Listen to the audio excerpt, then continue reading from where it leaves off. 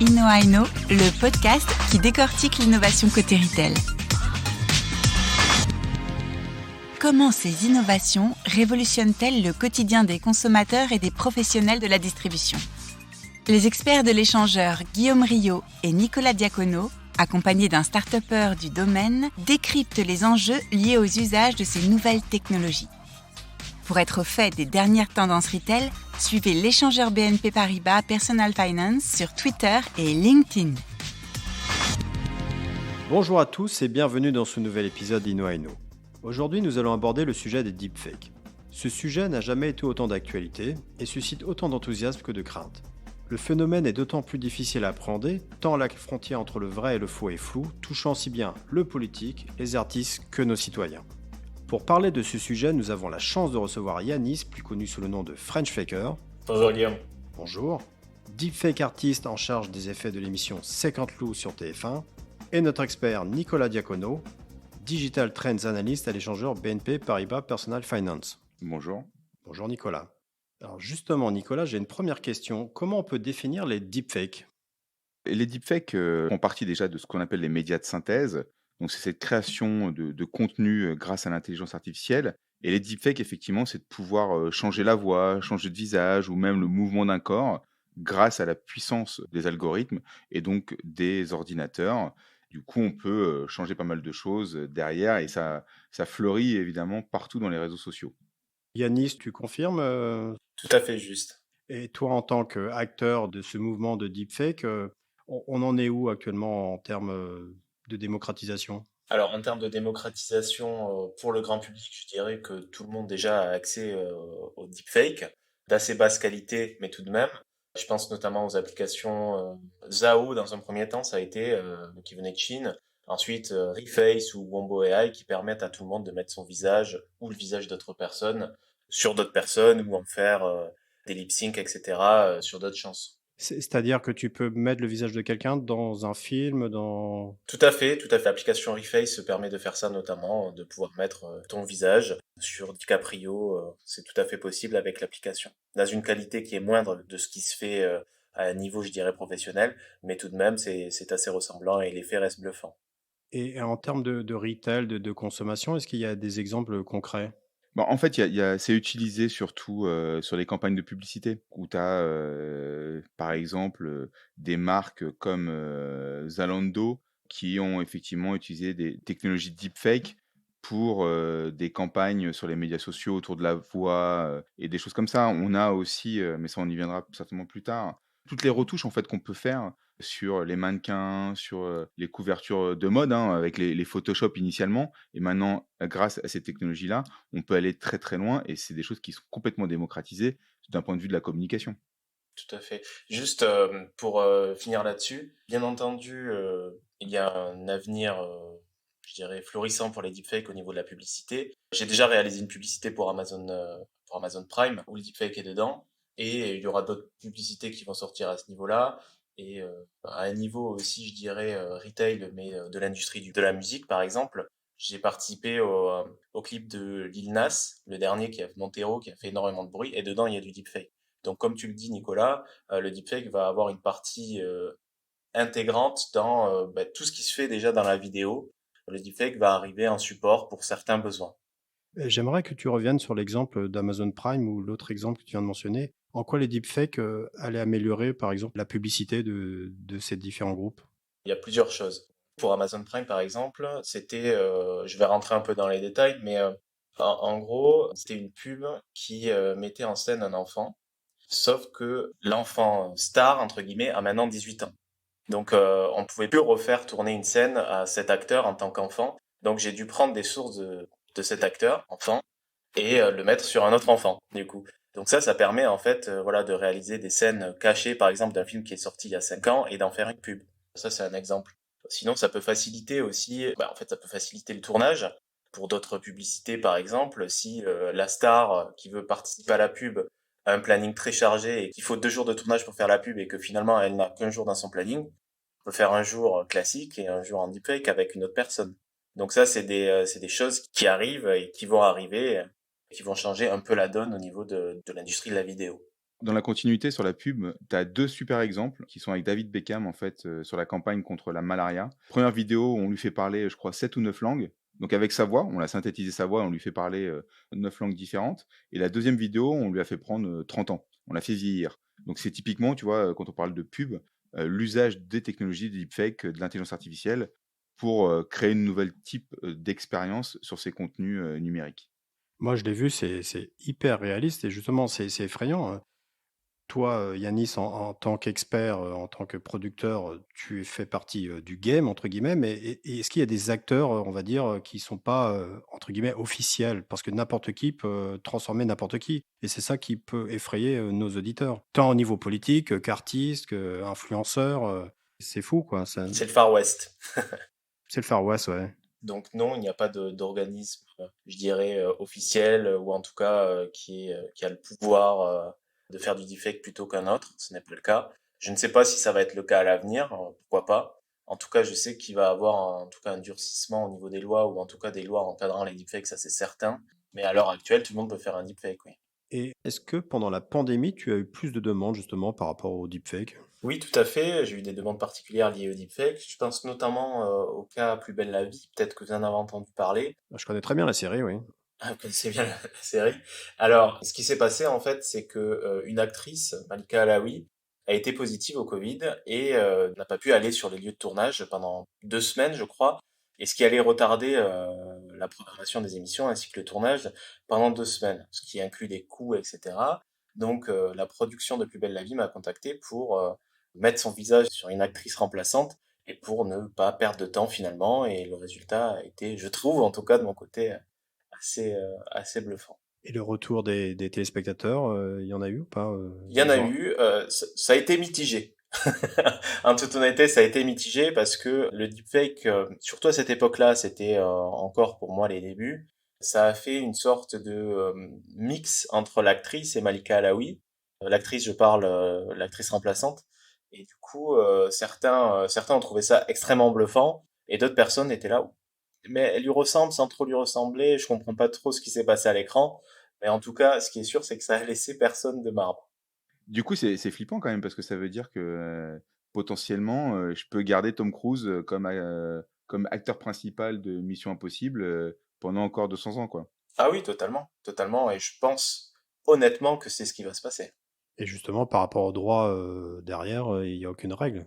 Alors si, la règle étant, oui, oui, si, si. Alors en France, c'est un peu particulier. Je crois que les morts n'ont aucun droit.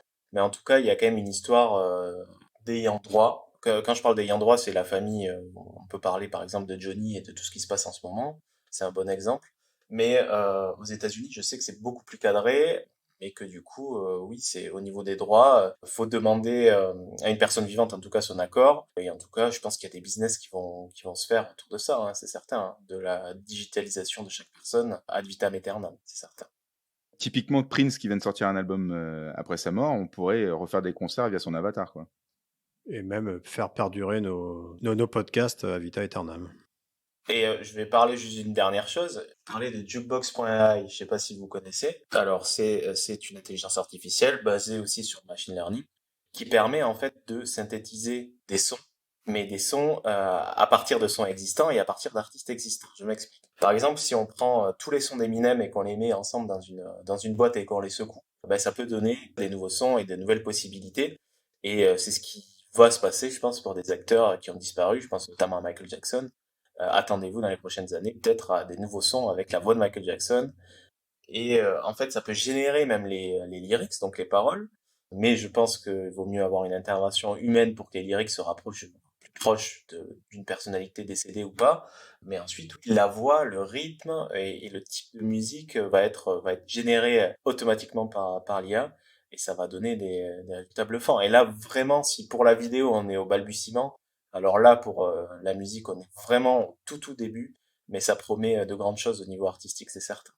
Alors justement, ça me fait penser à un sujet qu'on n'a pas abordé. Est-ce qu'il y a justement de la contrefaçon de voix, la contrefaçon de visage, de l'arnaque téléphonique avec une fausse voix quoi, en fait? Énormément. Tu sais, aux États-Unis, c'est un gros sujet, puisque la fraude vocale via, justement ces voix de synthèse a été multipliée par 2 l'an dernier et le coût, en tout cas, des deepfakes est évalué pour l'Europe, il me semble, autour de 200 millions d'euros. Alors ce qui paraît pas si énorme que Ouais, on ça, est qu'au début là. mais on est au début, donc en fait, tu préfigures effectivement toutes les arnaques que tu peux avoir, inimaginables et autres, avec les deepfakes, les voix de synthèse, les changements de visage, ça va, se déployer, mais alors, partout. Quand je vous écoute, j'ai l'impression qu'il y a un vide légal total. Et moi, je me suis renseigné. En fait, j'ai vu qu'en France, il n'existe pas de loi se rapportant au deepfake. Et j'ai vu qu'il y avait un article quand même qui s'appelle 226.8 du Code pénal qui énonce que est puni d'un an d'emprisonnement et de 15 000 euros d'amende le fait de publier par quelque voie que ce soit le montage réalisé avec les paroles ou l'image d'une personne. Tu confirmes, Yanis? Alors oui, je confirme qu'il n'y a pas de loi spécifique au deepfake, en tout cas dans son encadrement. Ce qui est certain, c'est qu'il va y avoir des lois qui vont arriver à ce niveau-là, parce que le deepfake a été reconnu dernièrement comme une menace pour les prochaines élections. En tout cas, ce qui est sûr, c'est que la loi française, surtout à ce niveau-là, ça encadre les deepfakes, en tout cas diffamants. Mais ce qui est sûr, c'est que ça n'inclut pas le droit à la parodie. Je peux prendre l'exemple de Canteloup, qui se permet en fait finalement de faire des deepfakes de personnalités politiques, mais ça ne rentre pas sous la mire de l'article que tu viens d'énoncer, parce que justement c'est énoncé comme trucage, comme blague, comme parodie, et du coup on peut faire des blagues assez librement sans tomber sous le coup de la diffamation. Et quels sont les exemples les plus parlants, je parle à vous deux, de diffamation connue par rapport au deepfake? Tu en as un qui est très connu, mais qui date un petit peu, c'est Nathalie Portman qui s'est retrouvée, sur le corps d'une actrice de film pour adultes, par exemple, et ça a fait effectivement énormément de bad buzz. Toutes ces notions de sextape, avec de la manipulation, de vidéos, ça existe déjà, et il y a beaucoup de. Tu peux préciser, sextape, c'est-à-dire on prend mon visage et On prend prendre ton visage, et en fait, il faut une petite séquence de 15 à 30 secondes de vidéo de ton visage, et puis je peux derrière le mettre sur, un acteur, de film pour adultes, et tu vas te retrouver ensuite sur la toile diffusée, et ça va ternir ta réputation. donc grosso modo, si je comprends bien, il faut éviter absolument d'être visible sur le net, en vidéo ou en image? Et bah, là, Yanis a la meilleure réponse pour ça. Vas-y. En fait, c'est pour cela que je reste anonyme et que je ne montre pas mon visage. C'est justement pour sensibiliser à cette idée-là, qui est que finalement, chaque information qui traîne de vous sur le net peut être utilisée contre vous. Moi, j'appelle à la sobriété numérique. Chacun fait ce qu'il veut, bien entendu. Mais en tout cas, je pense qu'il est important d'en parler, et surtout au niveau de la jeunesse française qui poste à tout va des photos d'eux, des vidéos d'eux, et ça peut être utilisé à des fins malveillantes, que ce soit pour le harcèlement ou pour d'autres motifs.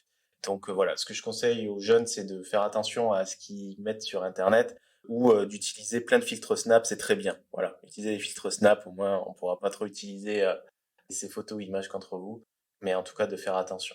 Et toi, Yanis, comment t'es devenu, entre guillemets, deepfake, artiste? Alors ça s'est fait par tout simplement par opportunité. J'en ai parlé tout à l'heure. J'ai découvert en fait le deepfake avec l'application Zao, qui était une application chinoise, très difficile d'accès en Europe, mais en tout cas les résultats des deepfakes étaient déjà bluffants, et ça me semblait incroyable qu'on puisse faire ça avec son téléphone, de mettre son visage sur un acteur. Bon, sur Zao c'était une application chinoise, donc de mettre son visage sur des acteurs chinois. Donc ça, c'est le face swapping, hein, c'est ce qu'on appelle. C'est ça, c'était du Mmh. face swap. Et du coup, je me suis dit, bah, attends, c'est incroyable ce truc, je veux le faire pour moi-même avec mon propre visage ou celui de mes amis. Et voilà, et en fait faire des séquences pour les envoyer à mes amis, et rigoler tous ensemble. Il n'y avait aucune vocation à que ça soit public. Et finalement, j'ai mis le deepfake de Marine Le Pen qui porte le voile, et je l'ai mis sur YouTube. Et ça a buzzé en fait, pas sur ma chaîne YouTube, mais ça a été téléchargé et repris des millions de fois sur YouTube, Instagram, etc. Et la prod de TF1, la prod de Canteloup est tombée sur ma vidéo, et apparemment ça faisait des années qu'ils essayaient de faire du deepfake.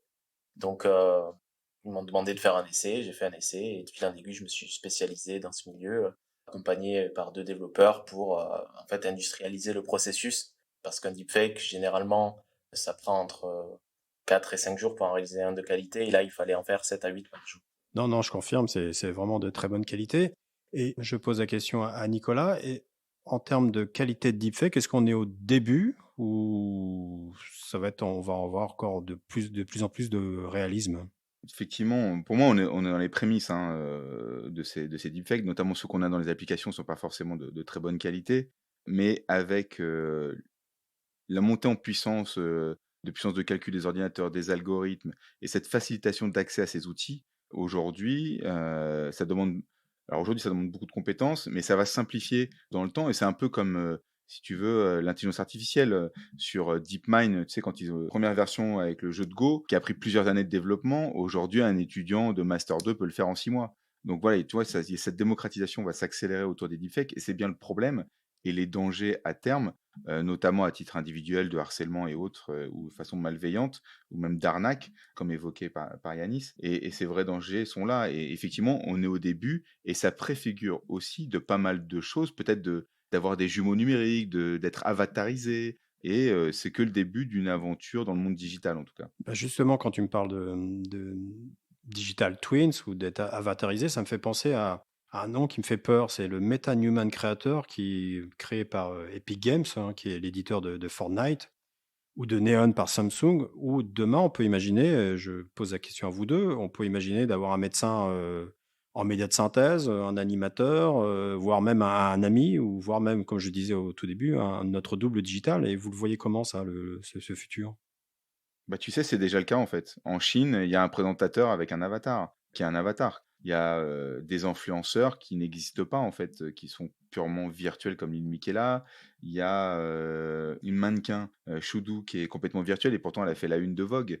Il y a pléthore, de ces avatars et effectivement sur le côté, médecin, enseignant, même conseiller financier, la start-up, Neon qui est rattachée à Samsung, c'est son objectif. C'est effectivement d'avoir ces éléments-là. Et avec le montée de la télémédecine, la montée des outils digitaux, même de diagnostic à distance, on peut imaginer qu'il y ait des pré-diagnostics qui sont faits par des avatars. Nous-mêmes, à l'échangeur, on a utilisé un avec Synthesia.io. Il y en a de Soul Machine. Soul Machine, par exemple, va faire un avatar d'un joueur NBA, Carmelo Anthony, pour qu'il interagisse avec les fans en ligne, 24 heures sur 24, sans décalage horaire, quelle que soit la langue, et ainsi de suite. Ça peut rentrer une nouvelle dimension, même d'entertainment, d'interaction avec les stars. Voilà, c'est vraiment des choses complètement ouvertes. Et toi, Yanis, tu vois d'un côté positif le futur de ces médias de synthèse, tant sociétal que commercial ou même... Oui, en fait, ça va permettre de se dédoubler numériquement et de pouvoir faire affaire à des avatars qui ressemblent à des êtres humains pour le coup. Moi, j'aurais pas si peur de MetaHumans pour le moment parce que ça reste de la 3D. Il n'y a pas de deepfake appliqué par-dessus, donc voilà, on peut détecter très facilement que c'est de la 3D. Par contre, le deepfake live va arriver très bientôt, je pense dans les prochains mois. Donc, c'est-à-dire à partir d'une webcam de pouvoir faire des deepfakes de très bonne qualité. Et je parle de ça pour le grand public. C'est-à-dire que en temps réel, on pourra voir mon avatar directement sur Zoom. C'est ça, à la place de ton visage, ça sera le visage d'une autre personne.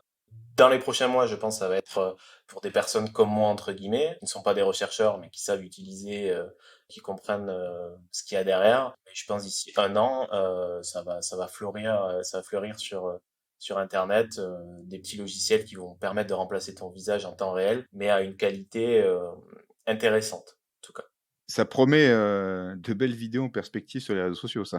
C'est ça. Et les deux couplés avec MetaHumans, là, ça peut faire un avatar 3D avec du deepfake par-dessus, donc qui sera beaucoup plus réaliste. Donc ça, c'est l'avenir tel que je le vois pour, en tout cas, le deepfake vidéo. Il y aura un moyen de savoir si c'est réel ou pas? Non. Pas que je sache en tout cas.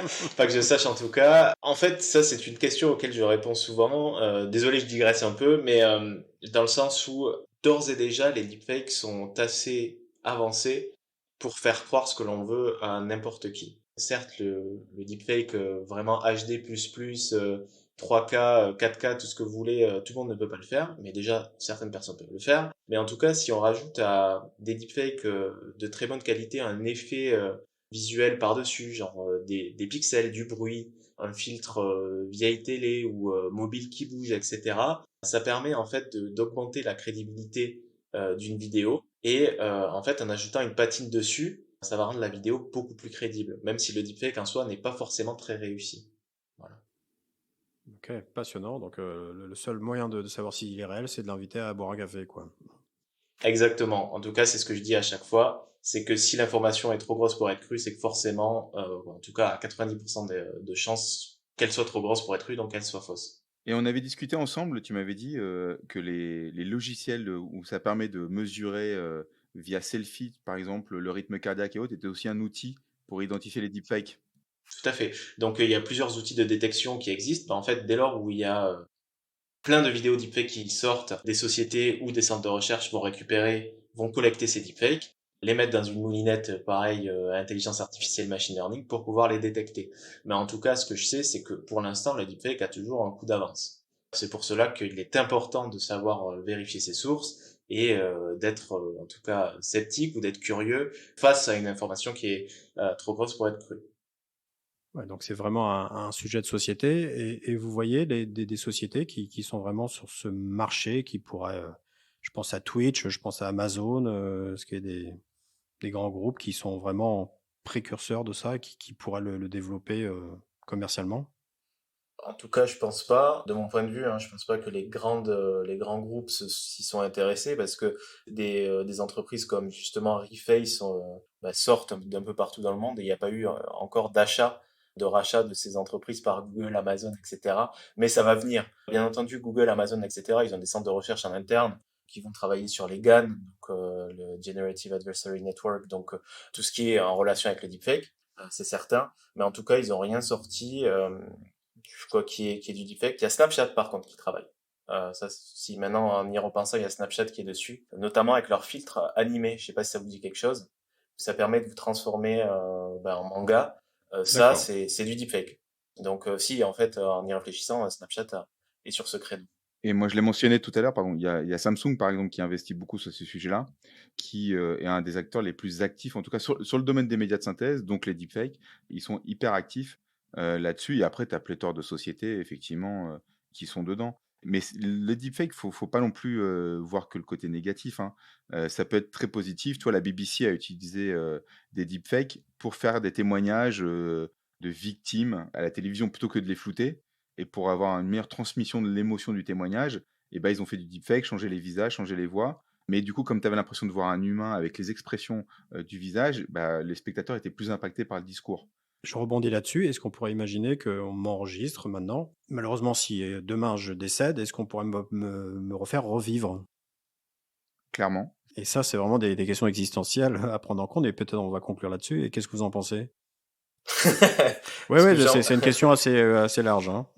Ce que j'en pense, moi, de mon côté là, je trouve ça réjouissant pour la science, en fait, c'est intéressant. Et déjà, avec la technologie actuelle, en prenant toutes tes conversations Facebook, je parle par là papier, entre guillemets, écrites en tout cas, et on peut les mettre directement dans un algorithme, et l'algorithme peut déjà communiquer comme toi tu parles.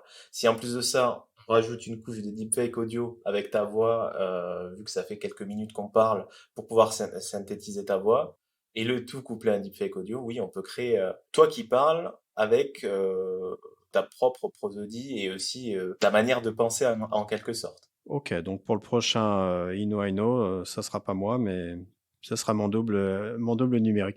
Et justement là-dessus, Guillaume, je sais pas si tu te souviens sur Voxygène, là, on avait fait un podcast sur la voix de synthèse. Ils avaient réussi à recréer la voix de Louis XIV en fonction des textes historiques pour le faire parler justement au château de Versailles. Et donc, effectivement, on peut aller vers cette éternité numérique. Et il y a un journaliste de Wired qui avait fait ça pour son papa il y a quelques années. Il a fait un chatbot là-dessus pour son papa qui malheureusement est décédé d'un cancer. Il avait enregistré toutes les conversations, les histoires de famille et tout. Et du coup, après, il conversait avec le chatbot qui était son père virtuel. Donc après, tu peux effectivement créer le double numérique et puis avoir une éternité digitale. Sujet passionnant, on pourrait passer des heures. Donc, je tiens vraiment à vous remercier tous les deux pour ces brillants éclairages. Merci. Merci à nos éditeurs et je vous dis à bientôt pour un nouvel épisode de Ino.